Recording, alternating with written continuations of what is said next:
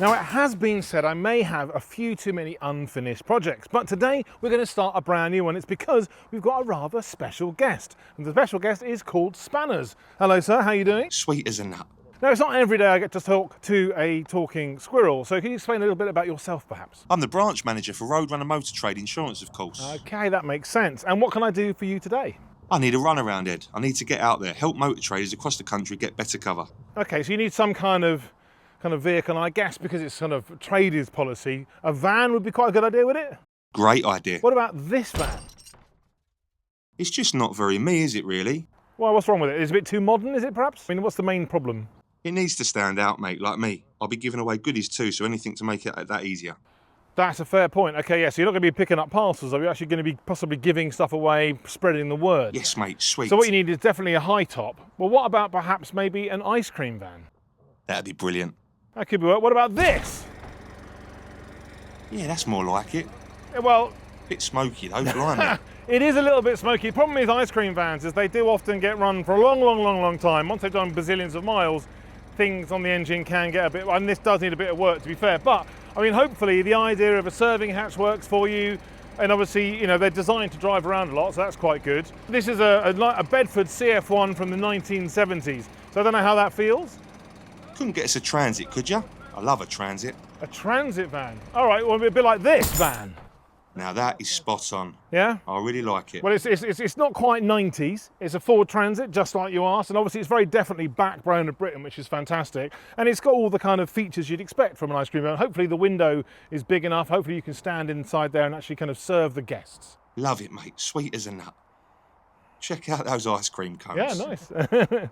Hey, the last one was really smoky. Does that one even run? Of course it does. Come and have a listen. Right then, are you ready for this? This is great. Now, even though it's, you know, actually quite an old van, but actually it starts beautifully. So if I just slip myself in here. Now, one of the quirks about an ice cream van, of course, is that the ice cream machine itself is powered by the diesel engine.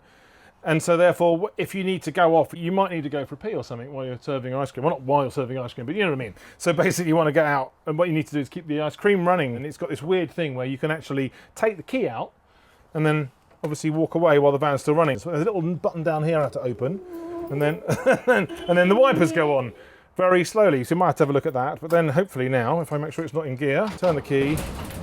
I mean, look at that. That's brilliant, isn't it? That's class, that is. Isn't that lovely? That is proper. So it runs beautifully, but then this is what's the clever thing. Now I've got this button out and it's started. I can now turn the key off, take it out. I can then lock the door, go away, do my thing, come back, pop it back in again, and you're good to go again, which is quite cool. So that's quite rather good. It's a nice feature. Now the thing is, there's lots of buttons all over the dashboard here. I don't know what any of them do, but what I do know is it doesn't seem to have any chimes. An ice cream van should have chimes, right? So I'm thinking that probably ideally, if you can think of a nice tune that you like, we'll see if we can get that converted to a chime, and that'd be quite fun. So that's something for you to do. I'll get right on it. We've got a sink, so that's quite good. So you can obviously wash your hands. There's nothing working at the minute. You have to put some water in the back there. You have to turn it on, because it even does hot water, which is quite interesting. But I'm wondering, is there anything else in here that you kind of feels missing, perhaps? I will need bowls, Ed, of course, for my nuts. Some nut bowls, somewhere to keep your nuts. Yes. How do you normally take your nuts? Hot. I like my nuts hot. Okay, so hot nuts. Fair enough. We'll find somewhere to keep your nuts. That'd be good. And of course, obviously, you've got a nice surface here, you know, for a cup of tea or whatever, as well as, you know, and maybe a sandwich as well. But we'll definitely come up with some nut holders.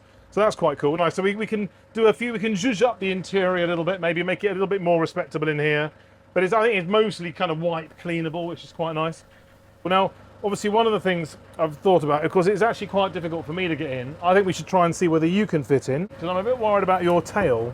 So if I just get out of the way, I keep turning those buttons on, so you have a little try, see if you can get in. I'll hold your spanner if you want. There you go, you go for it. Protect that with your life, Ed. Oh gosh, it's Blimey, it's tight. Can you, if you duck your head down? I mean, I'll squeeze in, I can do it. Okay, yeah, so there's enough headroom. I think you can get your ear in, hang on. That's it, you're kind of near, there you go. Now you're in-ish. I can't do it. So now you just got to try and get up. Try and get up a little bit more. Try and get your left leg first. I'm not sure this is ever really going to work. Come on, just come on, just come on. I think. I can't do it. Well, I know. I think. Oh, I think. So the tail is the problem. I think the tail Yeah. What if you go in backwards? Try going tail first. Okay. And we're just trying to, hang on, I just...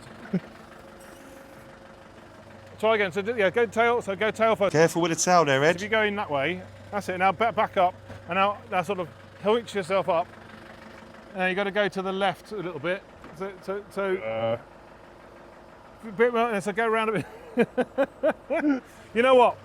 I think, let me work on that. I can have your spanner back, that's fine. Cheers, mate. I think what we'll have a think about is, because we could, with the chair, with the seat here, we could actually potentially modify the backrest a bit, so you can get your once you're in, you can get your tail. I mean, there is a counter right there, but that might be a possibility. But you still got to get your seatbelt on and stuff. So we'll have to have a little think about that, whether we do any modifications on that. Now, the last thing that I think is a problem is the fact that you've got these switches here. I keep basically knocking them, so obviously, like the windscreen wipers are very slow, which is tricky. We'll work on that. But also, I keep hitting the lights when I get out. Now, while we're still here, I can show you this thing again. So I can turn off the ignition. Nothing happens until I turn off that button, which is quite clever. Now, one thing I have noticed is that these levers are very close to where you might have your legs. And I've noticed that even with the ignition off, the headlights can still work, but we have a problem. So if you have a look at that.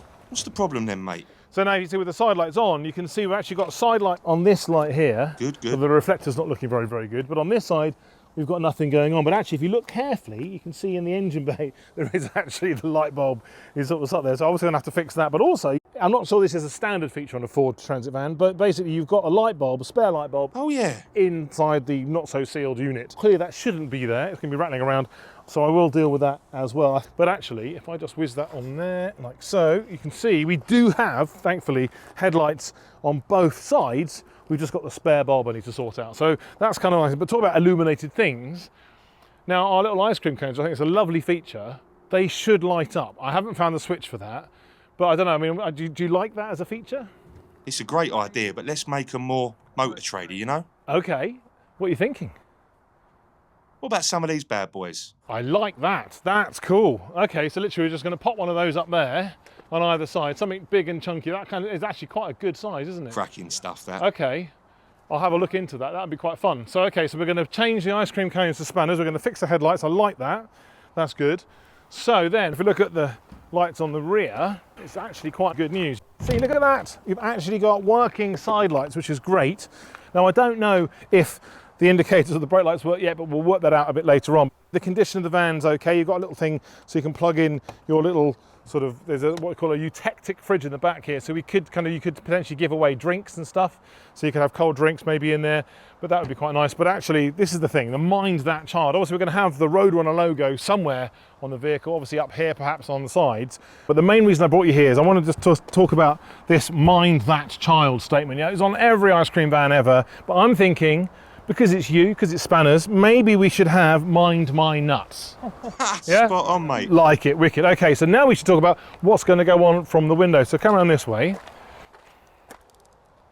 Now, like every ice cream van, you've got the serving hatch, which is very, very important. But obviously, in the case of this, we're going to be disappointing the kids because we're not going to be giving them any ice cream at all.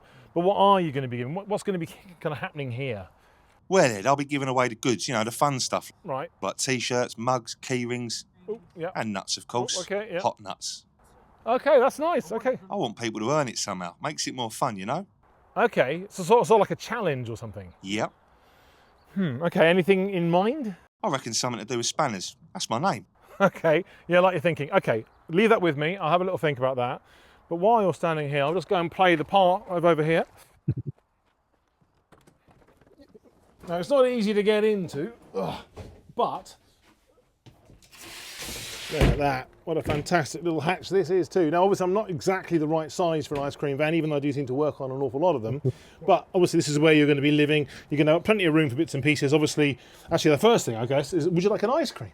It's a bit chilly for an ice cream. I'd love a cuppa, though, if you're making. Absolutely, sir. No problem at all. Okay, it's slightly milky, but there you go. Have a little nice cup of tea. Now, how the heck are you going to hold that without dropping it? Can we get your finger through there? I can get my finger in all sorts of places, Ed. Don't spill it. Well, that's fantastic. So now you've got your cup of tea. Obviously, we'll get it the right branded mug, obviously. That means then what you're thinking is we should actually just remove the ice cream machine itself and actually maybe replace that with a tea urn. That'd be brilliant.